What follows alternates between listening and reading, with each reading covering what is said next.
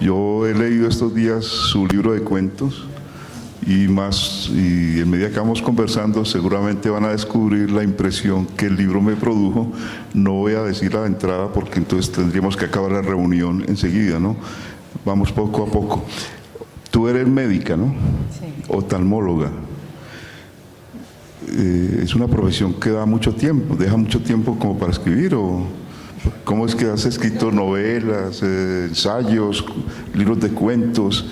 Yo entiendo, tengo hermano y sobrinas médicas, que es una profesión muy absorbente y no me puedo explicar, a menos que tú lo hagas ahora, cómo haces para combinar una profesión como la de oftalmóloga y de escritora. Además, escribir implica mucho tiempo, ¿no? Sí. Buenas noches para todos. Realmente ha sido un esfuerzo. Desde el principio que yo terminé pues, la especialización, yo estaba con la idea muy clara de que iba solamente a trabajar medio tiempo para dedicarla a mi pasión, que realmente es la literatura. Medio tiempo es medio ojo, pues un ojo apenas. Medio tiempo, medio tiempo para la literatura y medio tiempo para la medicina. Entonces así lo he hecho con mucho esfuerzo, escribiendo también por la noche, leyendo. Realmente ha sido muy difícil, pero bueno, yo creo que ya los frutos se han visto porque ya tengo varios libros editados. Sí, eso veo que con muy buenos resultados. Has escrito un ensayo sobre Chejov. ¿Por qué Chejov? Porque leo los cuentos tuyos y me pregunto, bueno, ese cuidado y ese interés por la obra de Chejov, ¿cómo puede traducirse acá? ¿Cómo puedo advertirle, o lo puede advertir un lector, no? Pero el ensayo de Chejov ya es de hace algunos años, ¿no? ¿Por qué Chejov? ¿Y por qué no otro tipo de cuentistas, de autores? Sí, lo que pasa es que Chejov me atrajo desde el principio porque también fue médico. Entonces encontré como una afinidad y me motivó pues a leerlo y me encantó pues la técnica narrativa. Son cuentos sencillos, compactos, donde perfila muy bien el alma del personaje con pinceladas. Entonces me pareció muy, muy bello, muy bien logrado los cuentos de Anton Chejov. ¿Y qué dices en el ensayo que le dedicas? Pues hago un análisis primero de la obra en general y después cojo varios, pues digamos que tomo un cuento, lo analizo 2 o 3 cuentos. Eso es básicamente lo que hago en el ensayo. ¿Qué cuentos analizaste? Analicé La dama y el perrito, analicé también la obra de teatro, porque él también hace obra de teatro. ¿Pero cuál? ¿La gaviota? Analicé La gaviota, sí. Sí. Bueno, y es curioso porque, aunque Chejov es un autor que los escritores de narrativa contemporánea admiran y aprecian, en Medellín no veo que haya mucho reconocimiento. No reconocimiento, sí lo hay, pero digo influencia aceptada de su obra, ¿no es cierto? Es decir, la gente no habla de Chejov. Mis amigos muy rara vez hablan de Chejov. Eso me crea sospechas respecto a ellos. Pero qué interesante que una persona como tú haya hecho un ensayo sobre Chejov, ¿no es cierto? Además ganó un premio o algo así, ¿no? No. No ha ganado, no, pero entonces te lo damos el lunes. Todavía no. Sí, o sea, hay, digamos que escritores que varios, Raymond Carver tiene una influencia. Claro, por supuesto. Claro, Catherine Marshfield, hay varios cuentistas que tienen. Sí, y el grado de influencia en tu trabajo, ¿cómo podríamos medirlo? ¿En qué porcentaje?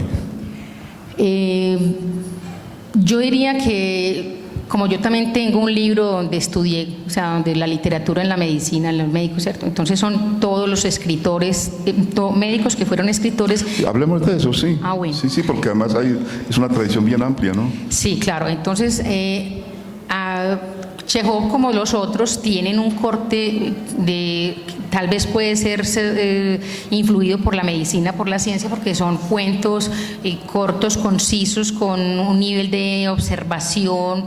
O sea, todos tienen más o menos ese perfil realmente. ¿Y cuáles son todos? Pues bastantes, empezando por Axel Monte, por ejemplo. ¿Quién? Axel Monte fue médico. No sé quién era Alcemont. Fue un escritor inglés que escribió una historia muy linda que se llama Historia de San Michel, donde cuenta su vida como médico y que hizo una especie pues como de palacete en Anacapri. Entonces es uno de Pío Baroja.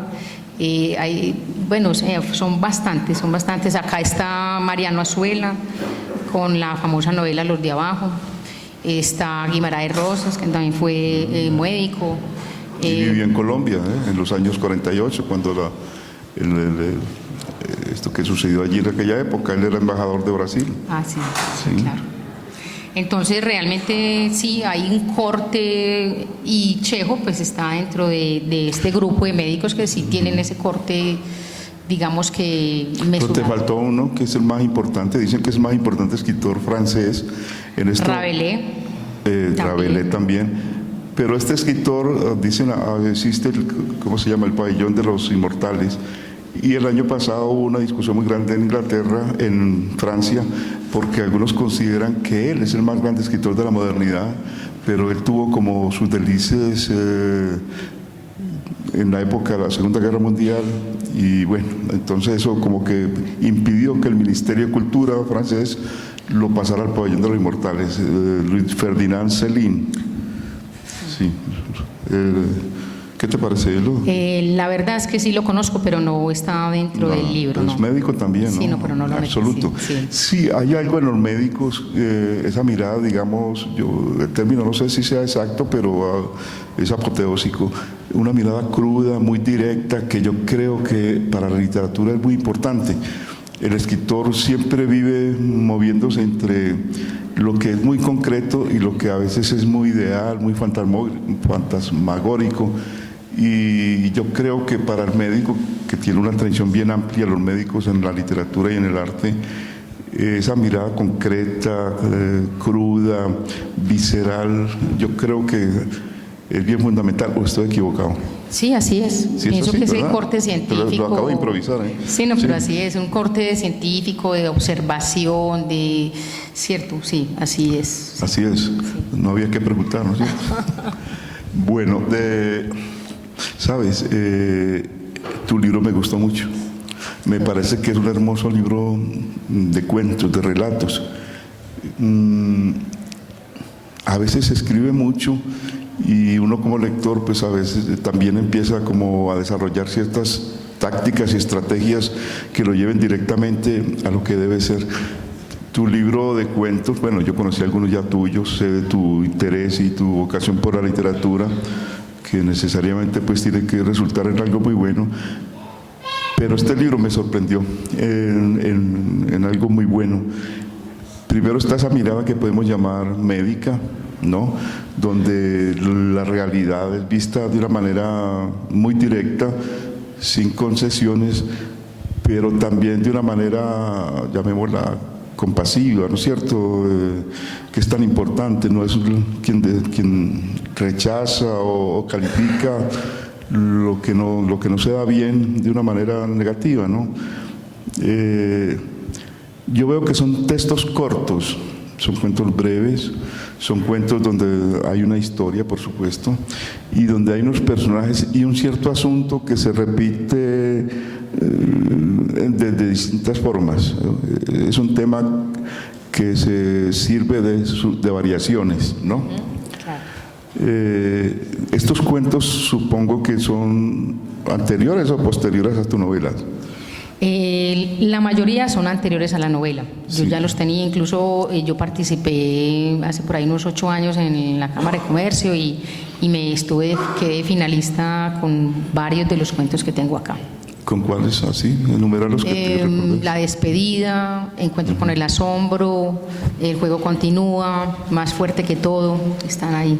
¿De qué años? Más o menos hace unos 8 años, más o menos entre 8 y 10 años. Ajá. Tú has estado en talleres de creación, en talleres de lectura.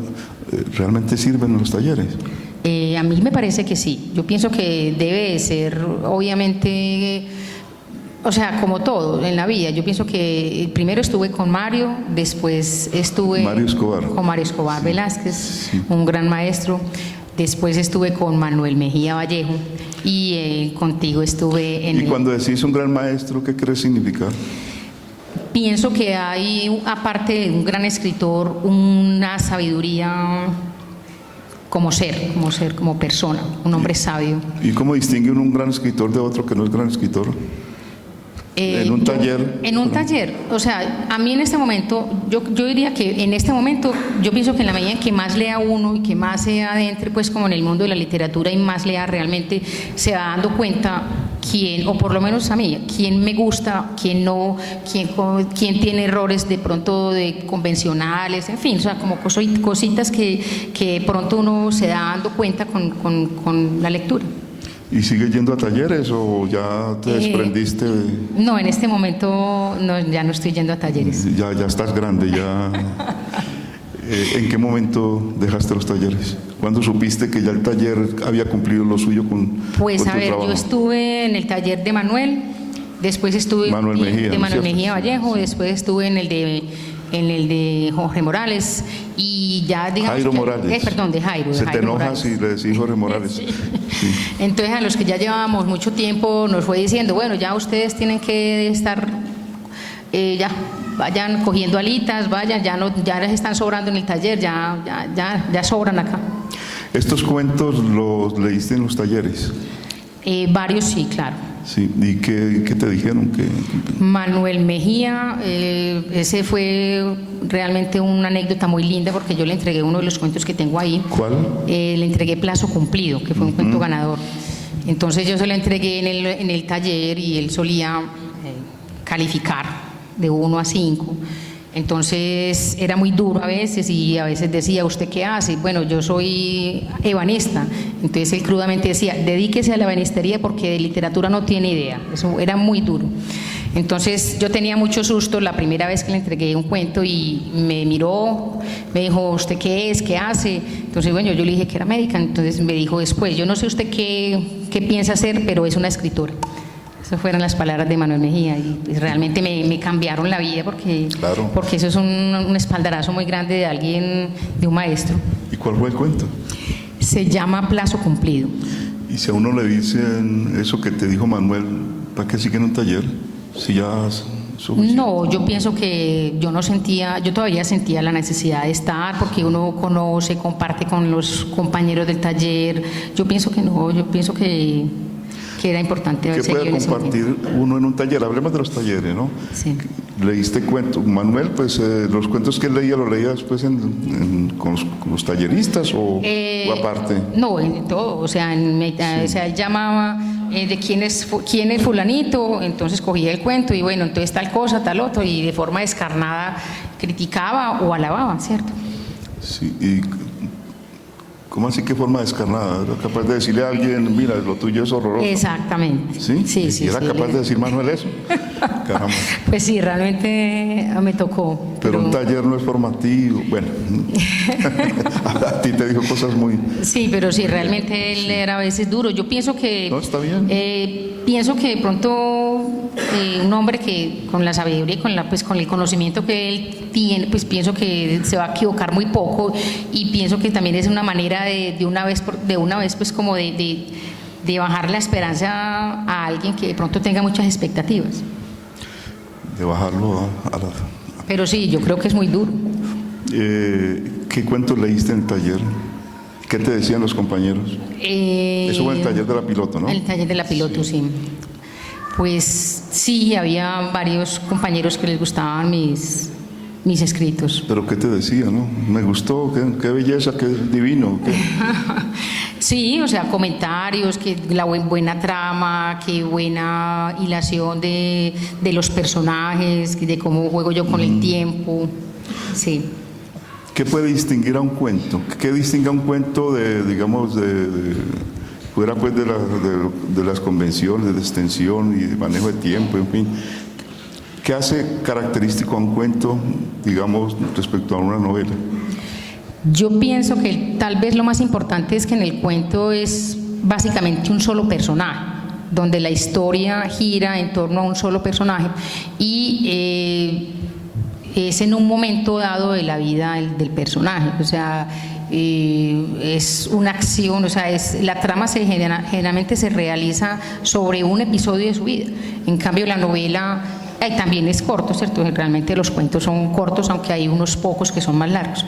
En cambio, la novela puede uno narrar la vida entera de un personaje. Eso pues hice yo con la novela que escribí el año pasado, que salió publicada, donde tomo gran parte de la vida de varios personajes.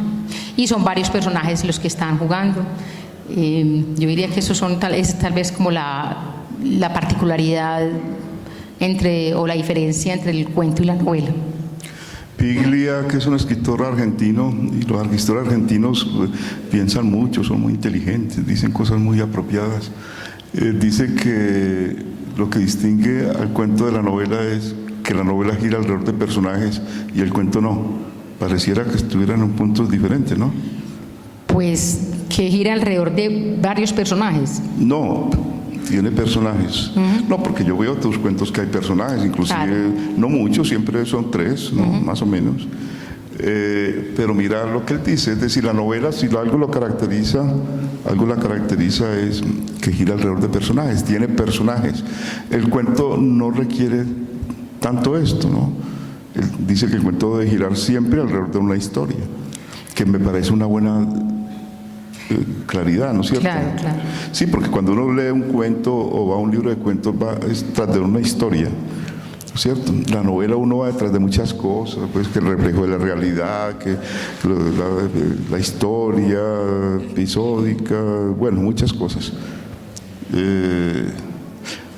Pero digo yo porque estás hablando de personajes cuando él habla de novela y tú hablas de cuento. Yo pienso que él está hablando de una historia, pero realmente la historia la hace un personaje. O sea, no podría haber una historia sin un personaje. Pues yo no, pues así sea inanimado, pero debe de haber un personaje en esa historia. Entonces es lo mismo que la novela. No, porque es que en la novela pueden haber muchas historias. De hecho, en El Quijote de la Mancha hay cuentos. ¿Y tu novela? ¿En tu novela qué se diferencia de los cuentos? En que tomo varios personajes a través del tiempo, hay varias historias, o sea, no es solamente la historia del personaje principal, sino que se desarrollan varios personajes. Yo diría que es eso, la longitud el acompañamiento de los personajes a través del tiempo, donde pueden haber varias historias dentro de la misma novela. Yo leo tus cuentos y encuentro que me anima mucho, que son cuentos que giran alrededor de la vida familiar, ¿no?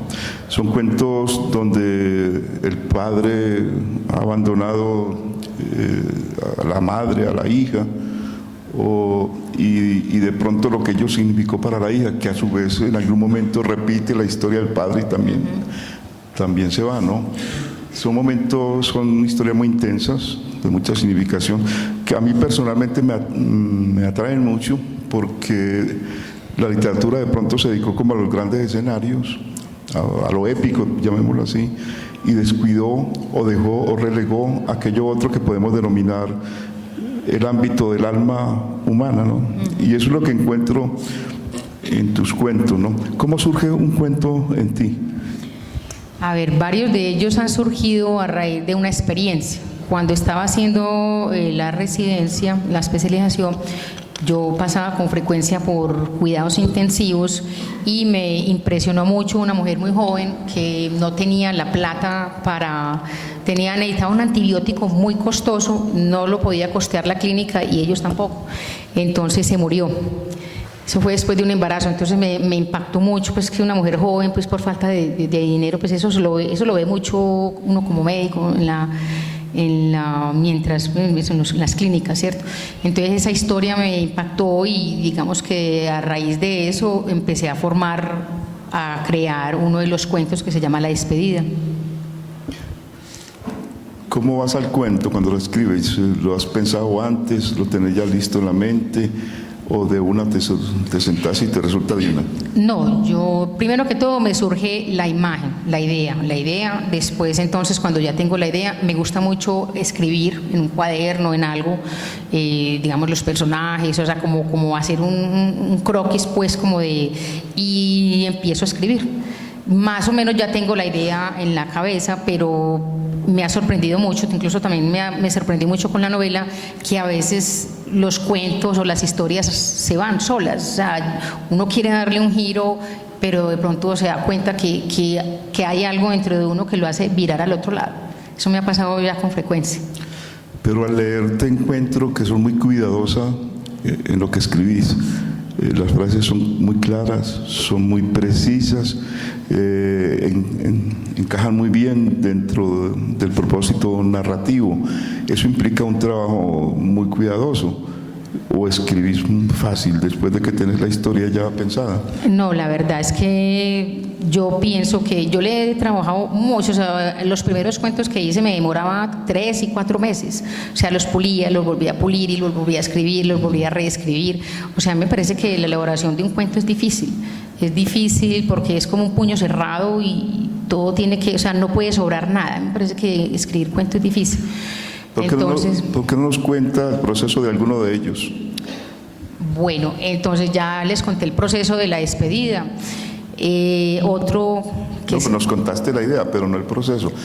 Bueno. ¿Cómo arranca? ¿Cuál es la etapa siguiente? ¿Cómo es que se demora 5 meses? En fin, todo eso me interesa. Bueno, entonces con el cuento Plazo Cumplido, que fue una idea que concebí en mi año rural en Turbo, también, o sea, yo tuve una experiencia parecida porque yo presencié la muerte de, o sea, yo vi un cuento extraordinario, hermoso. Sí, muchas gracias. Yo presencié pues un asesino, pues cómo mató a alguien, un asesino mató a alguien, entonces él me vio y, en fin, yo empecé pues como con esa obsesión de que me estaba persiguiendo para matarme porque había presenciado su crimen. Entonces, a raíz de eso, pues empecé a escribir el cuento y a mí me gusta dar muchos giros con el tiempo. Sí. Con el paralelismo, vidas paralelas, me gusta jugar con eso. Pero hiciste anotaciones. Claro, entonces fuiste primero integrándolas. Llegó un momento en que dijiste, bueno, ya es hora de que estas notas tomen una forma. Claro, entonces primero empecé a pensar en el personaje principal, qué iba a pasar, entonces empecé a anotar y ya tenía más o menos el cuento formado y ahí cuando yo ya tengo el cuento en la cabeza es cuando empiezo a escribir. ¿Y qué tiempo te lleva a escribir un cuento que tenés ya en la cabeza? A ver, hace 10 años me tomaba 3 meses. Ahora sí me toma menos tiempo. ¿Qué? 2 meses? Me toma más o menos un mes y medio. Un mes, bien, ¿no? Sí. Y son 4 o 5 cuartillas, ¿no? Por ahí unas 8 o 7 cuartillas. Sí. Bueno, sí, 1 mes, 7 cuartillas está bien, sí. Sí. Sí. Porque Borges, contaba a la señora estos días, María Kodama, para escribir las rimas circulares se demoró 1 semana. Sí. Y lo mismo el acercamiento al Motacín, que fue uno de los primeros cuentos que él escribió, fue 1 semana, pero escribía por las tardes, ¿no? Ya. ¿Tú escribes por la tarde o por la mañana?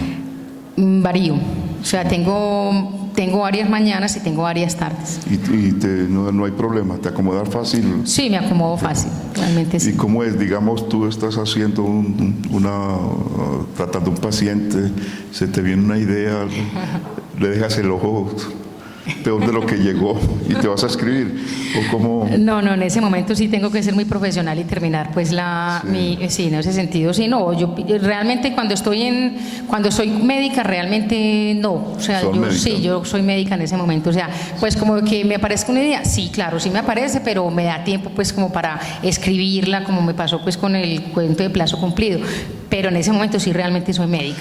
Pero es posible que uno esté ahí tratándole unas cataratas a algún paciente y viene una idea feliz. ¿Qué hace uno como médico o oftalmólogo en ese momento? Pues supongo pues lo obvio, aplaza, pero es que la idea, ¿cómo dejo ir esa idea? Y ese ojo, bueno, se puede reparar. Sí, como una especie de epifanía, sí. Cuando me ha pasado realmente, pero pocas veces yo pues despacho al paciente y escribo la idea. Claro. Sos una oftalmóloga de confianza, de seguridad. Pues a ver, yo creo que sí, yo creo que yo creo que no soy mala oftalmóloga, soy buena oftalmóloga. No, si yo me encuentro una oftalmóloga que escribe cuentos divinos y tengo un problema de cataratas, yo seguramente acudo a otra. ¿Por qué? Pues sí, ese es el riesgo que tengo realmente. Con un láser se lo pone a uno por otro lado y queda uno...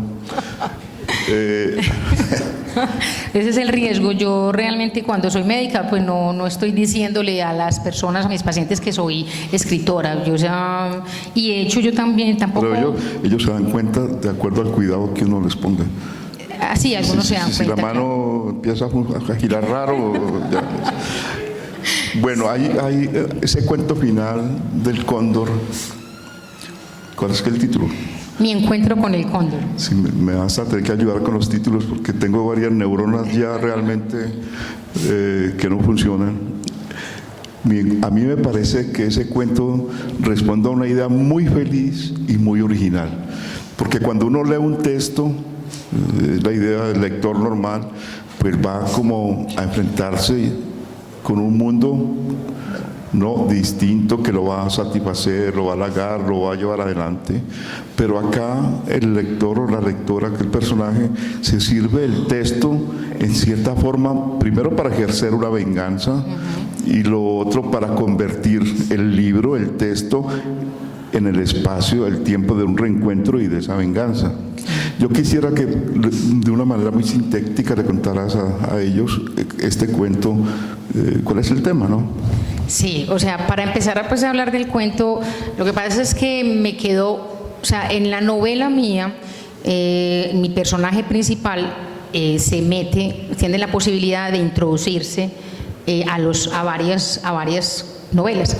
Entonces yo ya tenía en la idea de que mi personaje Teresa se iba a meter en el cóndor porque el cóndor mata al esposo, a Guillermo, en la novela, pero realmente no me dio para meterlo y me parecía que, o sea, me quedó en la cabeza. Entonces dije, bueno, voy a hacer un cuento de esto.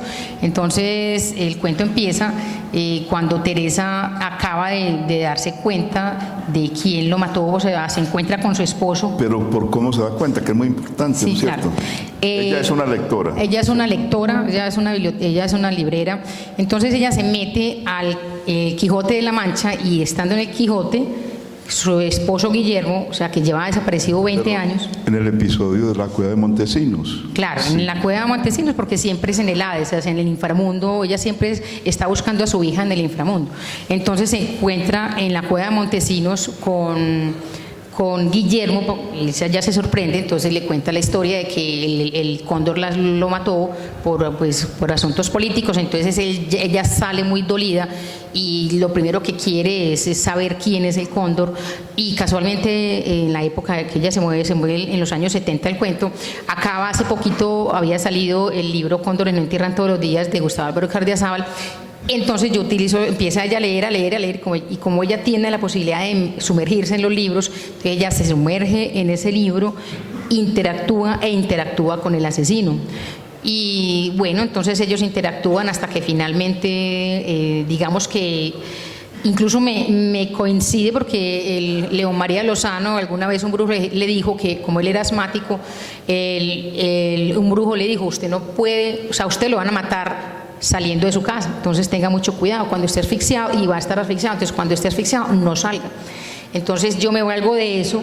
Entonces Teresa se le aparece en el momento en que está asfixiado y digamos que hago una especie pues como de un, ¿cómo se dice? Pues como un... Hago parecer que Teresa es la propiciadora de la muerte, porque entonces ella le propicia el asma, entonces él desesperado porque él intenta matarla, no puede, entonces él angustiado, ¿quién es usted? Usted es la muerte. Entonces el angustiado sale de esa casa y ahí se encuentra el asesino, aquí pues en la materia. Yo creo que es mejor el cuento, lean el cuento, porque ella utiliza términos que ni siquiera en el cuento aparecen. Interactuar, esa expresión es odiosa. No, es una historia, a mí me parece una historia y una idea absolutamente subyugante, porque entre otras cosas pues uno como lector encuentra muchas posibilidades de tramas, de asuntos, pero esta yo no la había encontrado. Es decir, una persona librera, lectora, que encuentra al leer el Quijote en la cueva de Montesinos a su marido, del cual no sabe nada, ¿no? Y él le cuenta, mire, fui asesinado, ¿cierto?, por el cóndor. Y llega el otro libro y entonces el personaje lo lee y de pronto al entrar en el libro, ahí donde yo digo que la palabra interactuar es complicada, porque sucede de una manera muy natural. Ella entra al libro, conoce al personaje, al asesino de su marido, ¿no? Y de alguna forma el desenlace, que es la muerte del cóndor, ella lo ha propiciado. Es decir, de pronto la lectura del libro para ella ha sido la posibilidad de una venganza. Es una idea, a mí me parece muy feliz, muy original, habla muy bien de tu talento como narradora. Y el final, que es sorprendente también, me lleva, me da la impresión de que tus textos, en lo que pensás, la sorpresa es un elemento que juega siempre, ¿no? El final siempre es una sorpresa y a veces magnífica para el lector. Pero ¿cómo atamos eso a tu vocación, a tu interés por Chekhov? Porque si hay un autor a quien la sorpresa no le interesa, ¿no?, es Anton Chekhov. No sé si porque sos una mala alumna de Chekhov o una muy buena alumna, es que de pronto en tus cuentos te desvías, digamos, de esa estética, y dentro de lo que es clásico dentro del cuento buscas siempre sorprender al lector con una solución ingeniosa, inesperada y siempre gratificante, ¿no? Sí, realmente, o sea, como dije ahorita, lo que me llevó a Chekhov fue el hecho que también era médico, pero realmente sí, a mí o sea, como cuento que se parecen a los míos, me parece que es más los de Edgar Allan Poe, o sea, que tienen finales a veces muy mágicos y que uno no se está esperando. Sí, realmente sí es cierto. Sí. Sí, es cierto que no. Que mi tipo de escribir cuento no es parecido al de Chekhov, no es chejoniano. porque el de Chekhov, no es chejoniano, porque el de Chekhov es más, digamos que son finales sencillos, terminan sin sorpresas, pero de todas maneras me parece, o sea, respeto mucho esa otra manera o técnica narrativa. La mía no es así, realmente tienes razón, la mía, yo siempre estoy buscando un final de knockout. Tengo un gran amigo que está acá, que se llama Guillermo Villegas, que me acuerdo cuando yo era estudiante de medicina, yo iba a la casa de él y él me ayudaba y me corregía, y él me decía, no, mijita, es que tiene que ser un knockout, o sea, usted tiene que terminar los cuentos con un knockout, y realmente se me quedó, y se lo agradezco. Eso es lo que decía Cortázar, pero me da la impresión, en medida que uno va leyendo más autores de esta época, que lo que menos les interesa es el knockout o la sorpresa. No invalida lo tuyo, ni mucho menos, sino simplemente como el tipo de estética que en ese caso yo llamaría muy chejoniana, ¿no? Y que yo encuentro así, no lo reconozcas ahora, en tu manera, en los temas y en la manera de acercarte al personaje y al asunto. Yo lo veo muy chejoniano, lo que yo no veo chejoniano es el final, ¿no es cierto? Donde buscas estableces un juego con el lector, ¿cierto? Sorprenderlo, ¿no? Entonces eres una mezcla de Chekhov y Poe, sí, una especie de minotauro o minotaura, como dicen ahora, literaria. Sí, más o menos. Sí, sí, yo pienso que de todas maneras lo que uno va leyendo va siendo una influencia.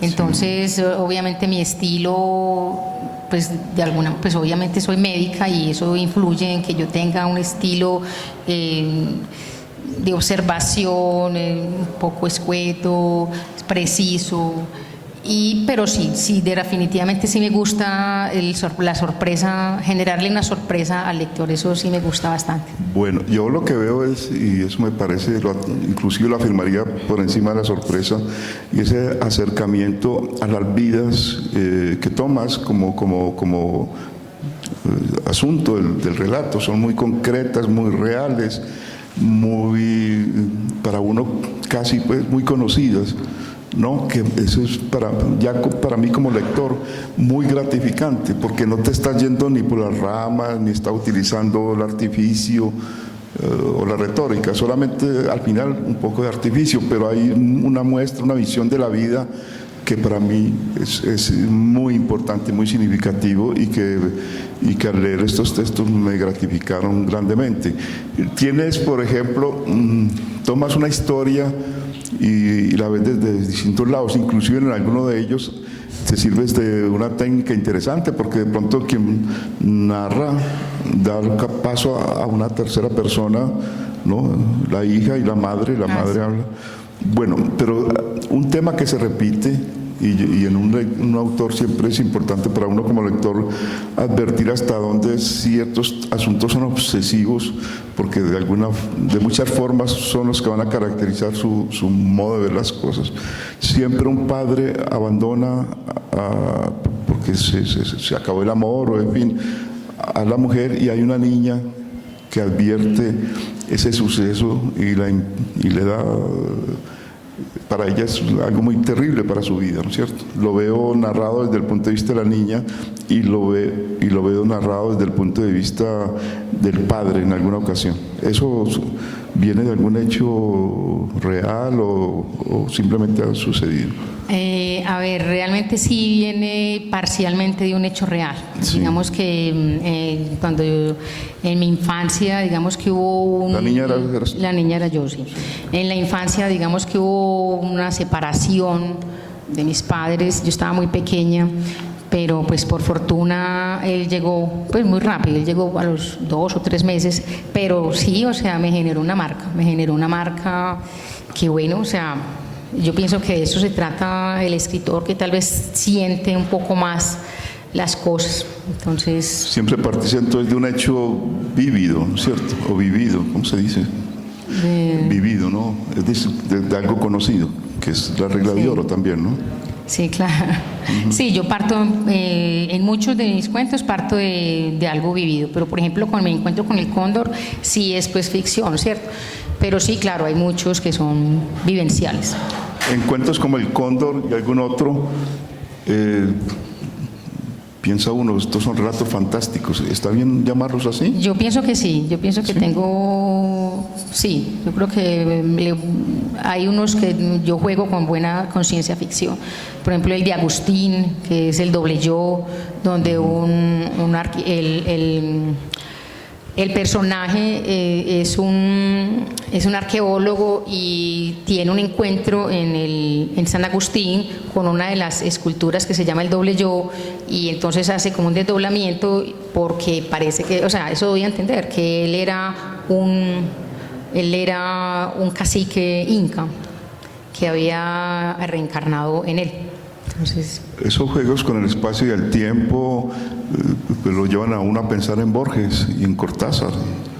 ¿Qué papel han jugado en tu formación, en tu escritura estos personajes? Claro, Borges me encanta. Sí. Cortázar también, pero me gusta más Borges. ¿Y en este cuento tuviste en cuenta de pronto las ruinas circulares de Borges o no?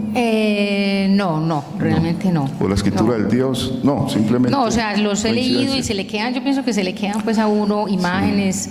Pero sí, claro, yo pienso que esa parte de la ficción con el tiempo, con el desdoblamiento, sí me ha marcado mucho estos dos escritores. Entonces aceptas, eres una autora de literatura fantástica, o no te yo pienso que soy, como dijiste ahora, como una mezcla de sí, es como una mezcla de mi parte racional con mi parte no racional. Como un gin tonic. Sí, como una mezcla. Hay un momento, esa historia es curiosa, me parece también muy original, de la narradora regresa a la finca donde pasó su infancia y sabe que va al encuentro o quiere tener el encuentro, pues después sabemos, con ella cuando era niña, con sí. Margarita, ¿no? Ajá. Y en el intermedio, mientras se da esta presencia, surge otra que es Margot, supongo que la misma Margarita en otra etapa, a la que de inmediato desechas, no quieres tener ninguna relación con ella, es se opone a aquello que estás buscando porque es racional, porque es convencional, mientras la niña, por el contrario, es la gracia, es el asombro, en fin, de todas maneras también el cuento que le da título al libro, ¿no? Sí, el encuentro claro con sí. el asombro. ¿Sucedió? ¿Lo inventaste? ¿Encontrás que hay un momento en la vida en que es necesario congraciarse, armonizarse en tu caso, con la niña que fuiste?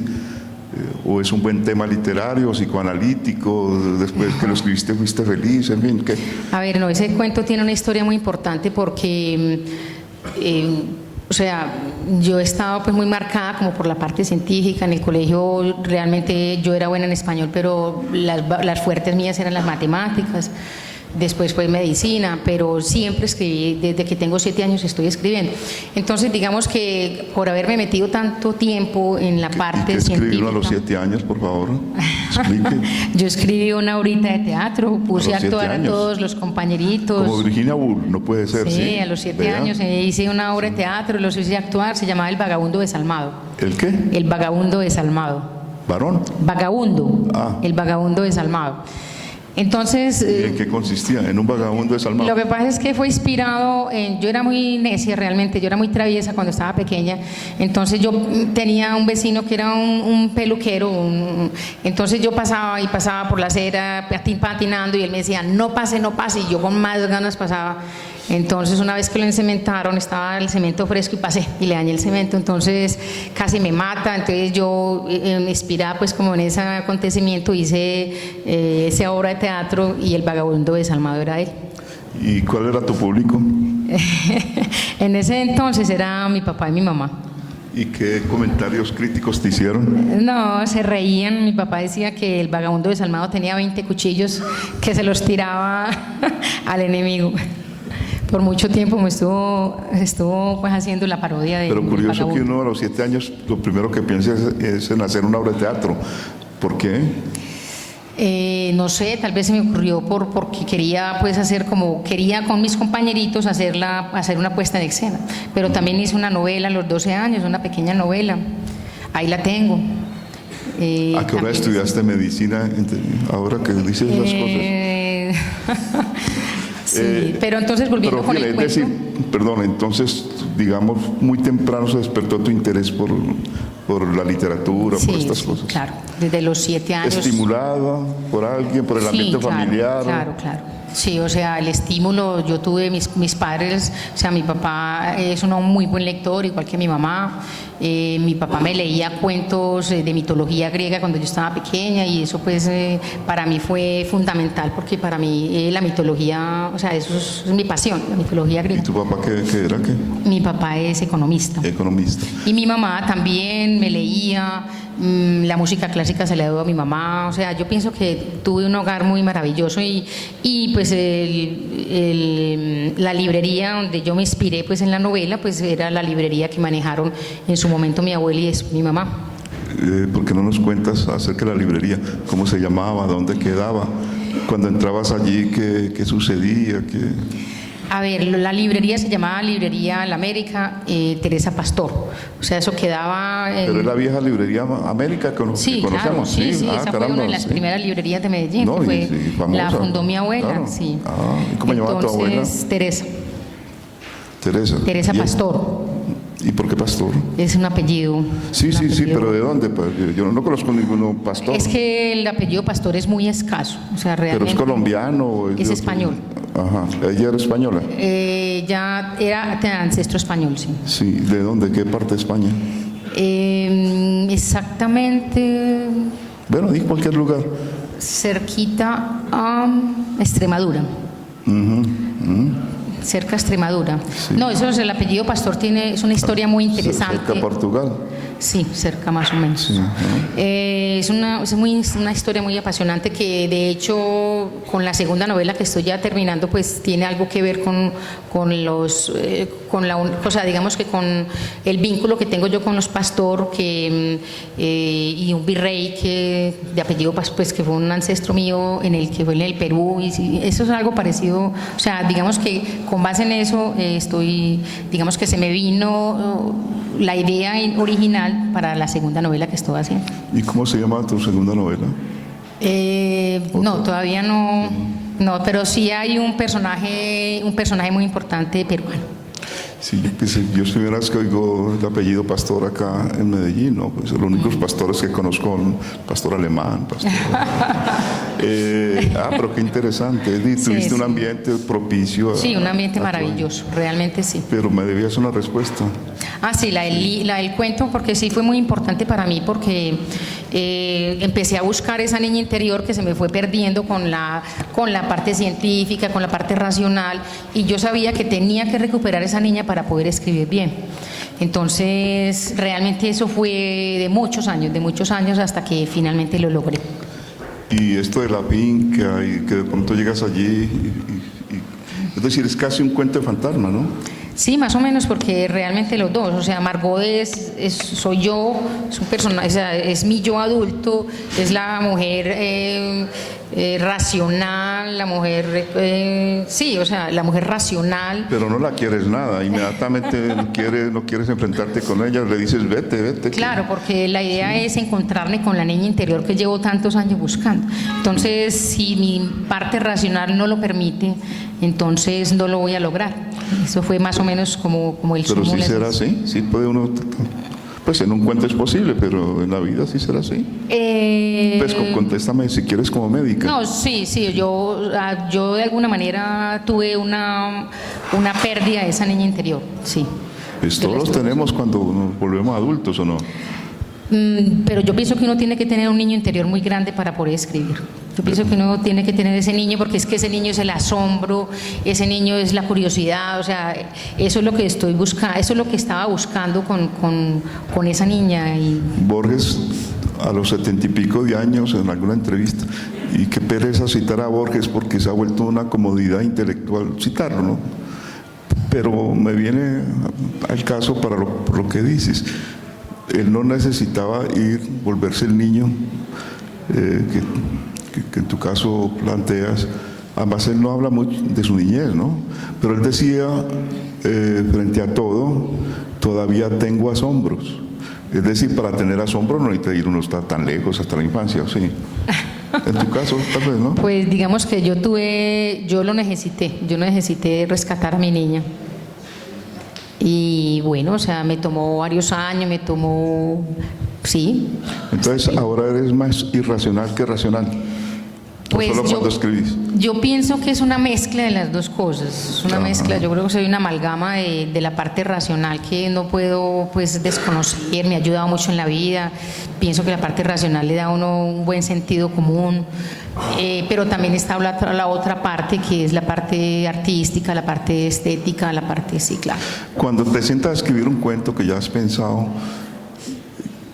¿cuándo aparece la niña y cuándo aparece el ser razonable, racional?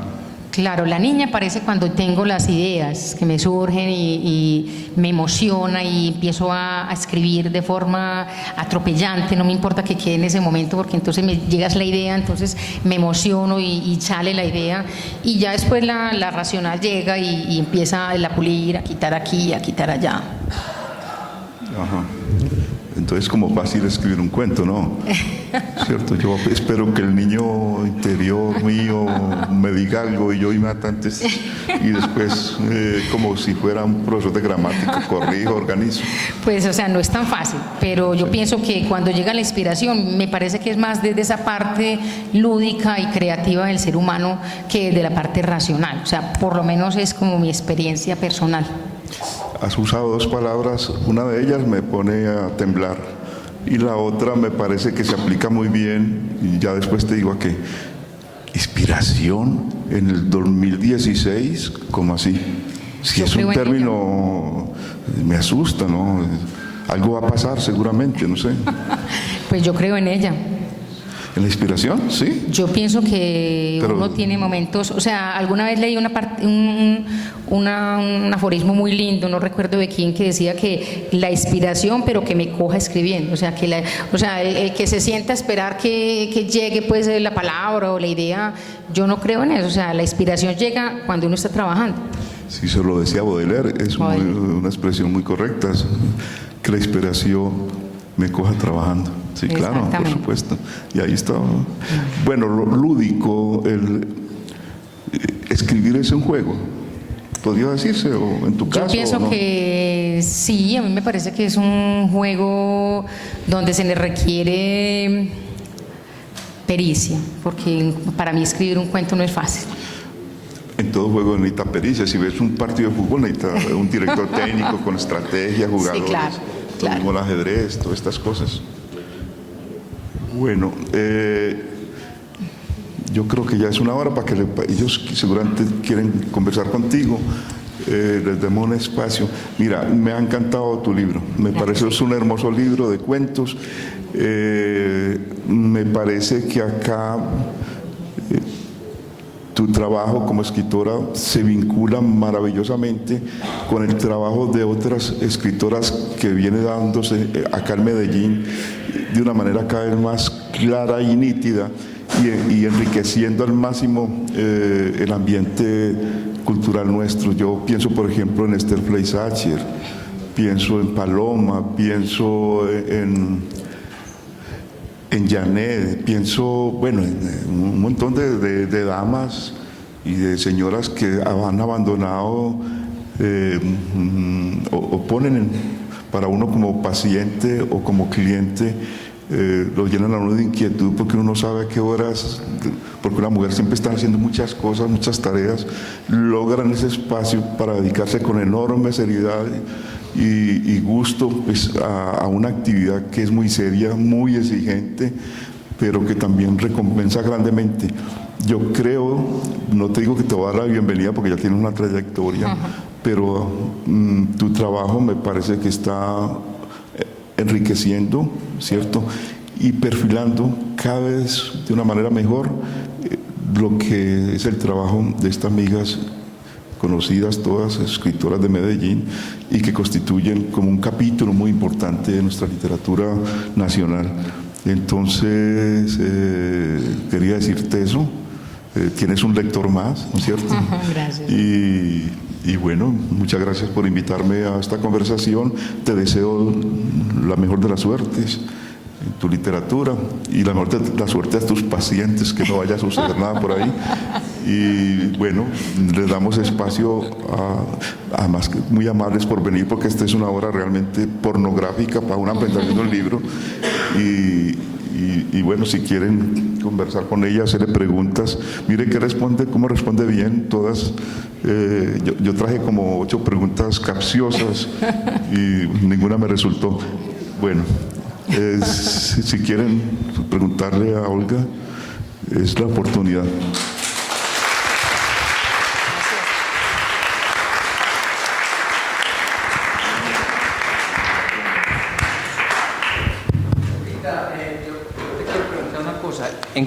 Encuentro con el asombro, es un libro compuesto pues por varios cuentos, por lo que he entendido, ¿cierto? Entonces, todos estos cuentos, podría decirse que están cobijados bajo ese nombre. Sí, claro, o sea, escogí ese título para el libro porque me parece sonoro, me parece poético y porque es un cuento pues que digamos que, como expliqué ahora, tuvo una trascendencia muy importante en mi vida por el encuentro con la niña, que fue una búsqueda que he tenido o que tuve pues por muchos años.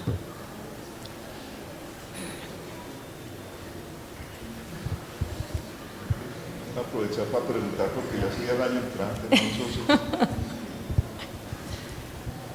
¿Dónde se consigue el libro? ¿Cuánto vale? El libro vale... Una pregunta, pero para él, que nos hablaba, o estaba empezando a hablar de 2 palabras, que una lo había angustiado, ¿cierto? Y nos explicó ella muy bien de la inspiración, pero la segunda yo me quedé sin saber qué pasaba con la segunda palabra. Lúdico, la palabra lúdico. Yo pienso que la literatura, ella lo explicó muy bien, es un juego, ¿cierto? Con las palabras. Ella, al escribir los cuentos, como bien lo ha explicado, siempre al final guarda una sorpresa para el lector, ¿no? Esa sorpresa es un juego, está contándote algo de una manera que no te lleva como a un resultado previsto sino que por el contrario te sorprende. Entonces hay como un manejo de las cosas que es un juego con el lector y una gratificación para él. Y ese aspecto lúdico yo lo encuentro en sus libros, en sus cuentos, son cuentos muy serios, muy realistas. Otra cosa, ninguno feliz, todos son muy tristes, muy cerca de la muerte, yo no sé qué pasa. Pero en ese sentido, lo lúdico, siempre la literatura es lúdica, es un juego, ¿no es cierto?, con el lector. Sí, porque el autor siempre está pensando en entregar un artefacto bien hecho para que el lector se gratifique con él, como una buena jugada en fútbol, ¿no?, supongo. Ahora, yo no sé si ese es tu concepto de lo lúdico, ¿no? Sí, sí, claro. Pues de Olga me gusta mucho que sus escritos son muy de ellas, ¿cierto? Porque casi siempre la mayoría se inspiran como de otros personajes y ella es muy neta en ese sentido.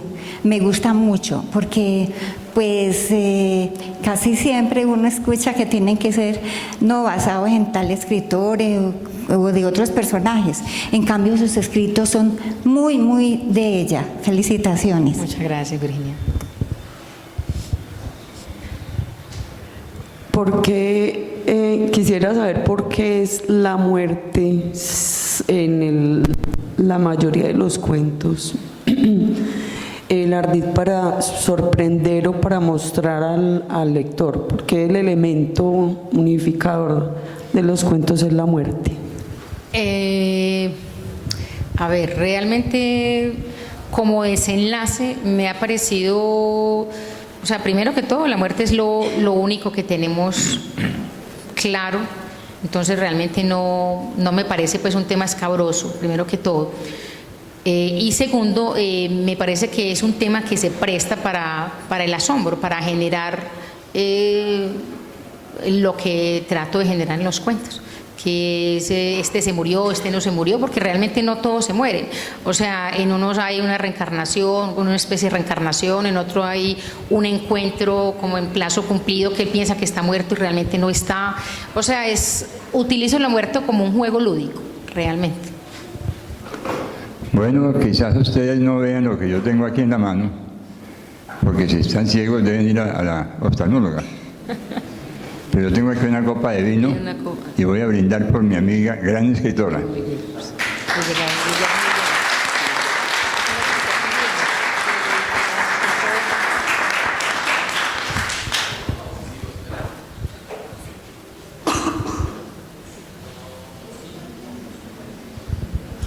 Quiero decir algo más en el libro. El libro tiene, o sea, quise que el libro que tuviera pues unos dibujos artísticos. Sí, claro. Y entonces los dibujos artísticos son, y que quiero pues también darle las gracias. Él no está acá, pero acá está su mamá. Él se llama David Tobón Pérez y él es arquitecto. Y el año pasado se ganó pues un concurso de dibujo aquí en la ciudad, de dibujo artístico de Medellín, pues escrito. Entonces me gustó mucho su trabajo y empezando cada cuento pues está el dibujo de David. Qué bueno que lo recordaste, se me pasó. Son muy bellas ilustraciones y ajustan muy bien con los textos, ¿no? ¿Y cuál es la mamá? Gloria Pérez y el papá. Ellos son los padres de David. Muy talentoso. Conozco a Gloria, ¿eh? ¿Ah? Ya me había tocado también otro libro. Claro. Perdón, sí. Muy bien, Gloria. Ya la otra vez también me había tocado con el hijo, muy buen ilustrador.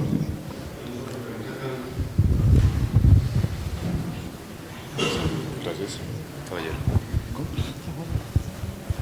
Bueno, no es propiamente para hacer una pregunta, sino para como aclarar un poquitico la historia del vagabundo desalmado, ¿cierto?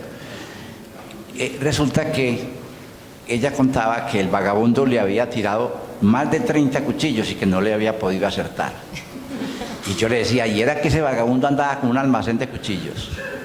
Y siempre le dije eso, siempre le dije eso.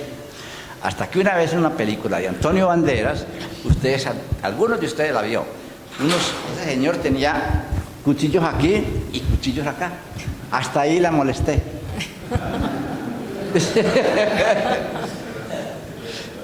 Ustedes la vieron. Yo creo que alguno la vio. ¿Cierto? Sí. Es increíble. No era mal. Todo es muy real. No sé si ellos están. ¿Hay más preguntas? ¿Otra pregunta? ¿Se está coordinando?